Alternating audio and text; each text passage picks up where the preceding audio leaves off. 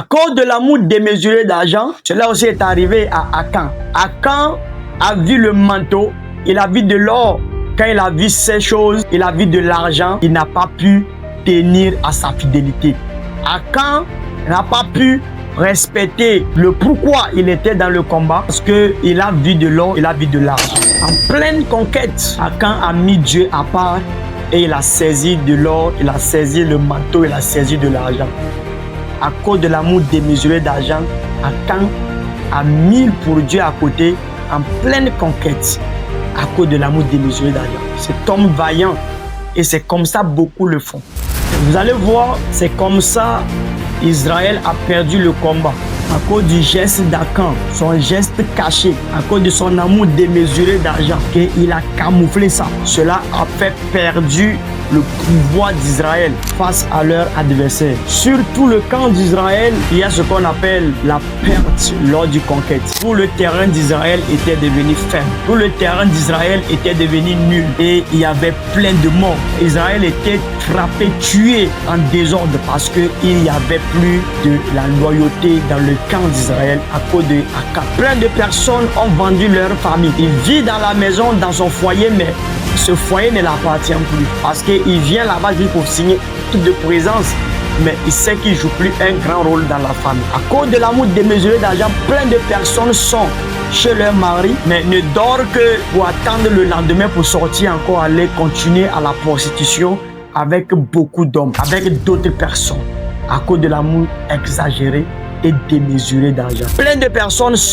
viennent à l'entreprise, mais ont déjà vendu l'entreprise, ne tiennent plus à l'entreprise. En prenant la chance de ses employés, il deviendra l'homme le plus puissant. Les mêmes employés qu'il a embauchés, on lui donne des canaries ou des pouvoirs mystiques. Il vient faire pour détruire la chance, l'intelligence et la connaissance de ses employés. Il met des canaries pour attirer la gloire de ses employés pour devenir un homme puissant. Mais la fin, c'est ça qui coûte très cher.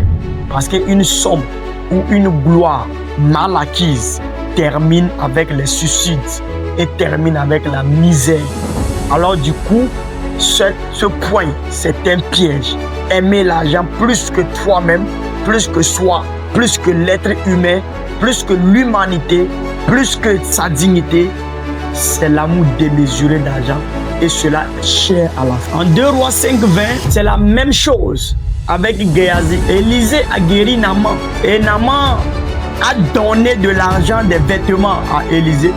Élisée a dit qu'il ne prend pas parce que ce n'est pas tout l'argent qu'on reçoit. Mais qu'est-ce que Géasi a fait? Tellement il aime l'argent plus que sa vie même, Géasi est tourné derrière son maître Élisée. Et qu'est-ce qu'il a fait? Il allait récupérer l'argent et des vêtements. Et la Bible dit, Géasi est frappé par lèpre. Et quand Géasi était frappé par ces lèpres-là, Géasi, général Naaman a fui pour laisser Géasi. Vous comprenez? Il y a plein de personnes qui ont pris l'argent de leurs enfants, ils ont bouffé. D'autres, on les a donné de l'argent et on les a dit, allez-y distribuer les orphelins, les veuves. Ces personnes ont pris de l'argent, ils ont allé construire leur maison. D'autres, on les a donné de l'argent, dit ça c'est pour toi avec tes frères et tes soeurs. Il a pris, il est assis sur ça. À cause de l'amour démesuré d'argent, tu as oublié la loyauté. D'autres personnes, on les a dit, prends cet argent pour le pays ou pour le peuple. Le président donne l'argent pour une commune. Et toi, tu prends, tu s'assois sur ça et tu consommes et tu manges avec ta famille. Mais quand cette malédiction va t'arriver, quand ce lèpre va te frapper, tu vas penser que c'est la sorcellerie.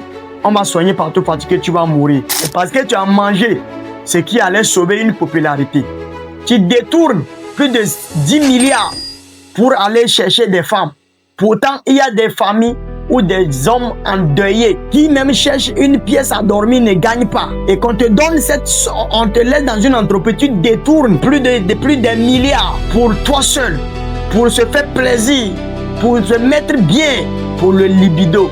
Mais mon frère, homme vaillant que tu te crois aujourd'hui, c'est ça qui va te ruiner. C'est ça qui va faire que, par fini, tu les vois terminer avec des graves maladies et ces personnes-là se retrouvent très mal corps pourri, pieds pourris, paralysie par là, par-ci, dépense tout, meurt en désordre. Parce que tu as mangé ce que tu n'allais pas manger. À cause de l'argent, à cause de l'amour exagéré d'argent, combien de personnes sont allées à l'étranger? On les a dit, arrivez, il faut diminuer le prix de tant. Il a pris tout l'argent, il a bouffé. Combien de personnes ont pris l'argent de goudron et ils ont bouffé? Combien de personnes ont réclamé que mon pays a besoin de goudron? Même des chefs d'État, chères autorités, chers hommes d'affaires, chers parents d'affaires, je vous en supplie, ce qui ne vous appartient, ce qui appartient au peuple, si vous voulez rester vaillant pour le reste de votre vie, donnez ce qui appartient au peuple, et ce qui vous appartient, gardez cela. La Bible dit, donne, Jésus a dit, donnez à César ce qui est à César et donnez à Dieu ce qui est à Dieu. Alors ce qui n'est pas pour toi, si tu manges, tu vas vomir mal. Mais ce qui t'appartient, même si c'est petit, tu resteras vaillant. Les gens vont te faire tous les coups, mais tu resteras intègre et tu vas mourir tranquillement et tu auras la paix. Soyez intègre. N'allez pas livrer le pays, livrez vos enfants, livrez vos femmes à cause de l'argent. Beaucoup de personnes sont frappées par la lèpre. À gauche ici, paralysie. À gauche, à droite ici, ABC. Ici, aveugle. Ici, il a cancer. Plein de ces personnes qui ont avalé ce qui n'était pas pour eux promènent avec beaucoup de maladies dans leur corps. D'autres même sont en mouvement avec les piles au dos. Tu n'es pas un robot, tu es un être humain. Mais c'est parce que tu as avalé ce qui ne t'appartient pas. L'amour exagéré d'argent va faire détruire toute ton bonne image que tu avais prétendu déposer. Tout ce que tu avais fait du bien et les gens avaient applaudi. Et si tu ne fais pas attention à cause de les choses que tu as cachées, mangées qui ne t'appartenaient pas, cela va t'arriver et cela deviendra vraiment un problème. Si c'est que tu as eu un problème, mais le jour que tu gagnes, fais tout pour rembourser, fais tout pour redonner dans l'intégralité ce qui n'est pas pour toi et tu verras que tu iras très très loin et tu ne vas jamais chuter ni tomber. Les gens vont prier pour ta chute ou pour ta perte, mais tu resteras toujours. C'est pourquoi dans 1 Timothée 6 va dire que l'amour d'argent est la racine de tous les maux. C'est pour cela, pour conclure sur ce paragraphe de l'amour démesuré d'argent, dans Matthieu 6, verset 24. Il est écrit dans Matthieu 6, verset 24. Car Jésus lui-même le dit qu'on ne peut pas servir deux maîtres à la fois. Parce que servir deux maîtres à la fois, c'est servir maman et servir Dieu. Alors soit tu servis maman, soit tu servis Dieu. Vous allez réussir, vous allez prospérer, vous allez réaliser et vous êtes déjà des personnes vaillantes. Mais s'il arrive à un moment donné que c'est l'argent qui est maintenant au centre de votre vie, tu es prêt à créer tous les dégâts ou tu es prêt à escroquer, à tout prendre ou à mentir. À cause de l'argent, tu es prêt à vendre tout ce qui ne devait pas être vendu, comme ta dignité, ta réputation, ton équipe, ceux qui te font confiance. À ce moment-là, tu commences à servir maman et tu commences à rentrer dans ce piège-là qu'on appelle l'amour exagéré d'argent. Alors, chers frères et sœurs, et chers hommes vaillants, chers hommes de Dieu, politiciens, avocats, chers juges, et chers maîtres, chers PDG, chefs d'État, à un moment donné, vous devez manger ce qui vous appartient. Tout ce que vous allez entreprendre marche déjà d'ailleurs de façon naturelle. Contentez-vous de ce que vous avez semé et récolté. Et une fois que c'est vous qui contrôlez l'argent et que ce n'est plus l'argent qui vous contrôle, vous avez tout gagné. Cela veut dire que vous avez toujours la crainte de Dieu. Mais être prêt à devenir fou, être prêt à promener nu à cause d'argent, être prêt à se laisser aller avec n'importe qui avec de l'argent, ça veut dire que maintenant c'est l'argent qui te contrôle.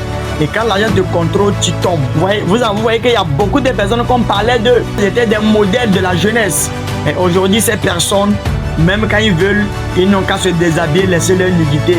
Personne ne s'intéresse plus à ça parce que tellement elles ont exagéré dans l'amour d'argent, elles se sont livrées à n'importe quelle pratique, fait dégoûter par leur entourage et des personnes qui les faisaient confiance. Alors du coup, les problèmes peuvent arriver, les difficultés peuvent arriver, mais ne va pas au-delà de la parole de Dieu. Travaillez et dans vos entreprises, vous aurez le succès. Alors, mais quand l'argent devient maintenant votre maître, vous avez tout perdu. Shalom à vous. Partagez ma chaîne YouTube afin de pouvoir écouter les conseils sur la divinité, l'entrepreneuriat, le leadership venant de la spiritualité. Shalom à vous.